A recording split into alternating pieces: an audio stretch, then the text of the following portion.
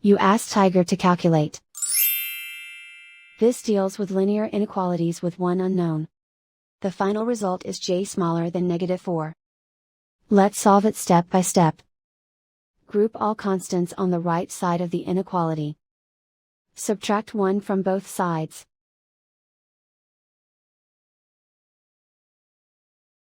Simplify the arithmetic.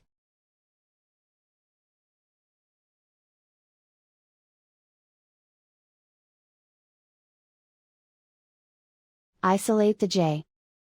Multiply both sides by 2.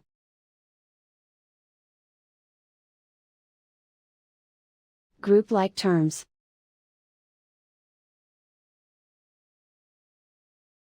Multiply the coefficients.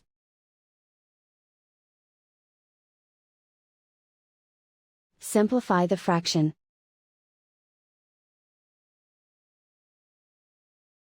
Simplify the arithmetic.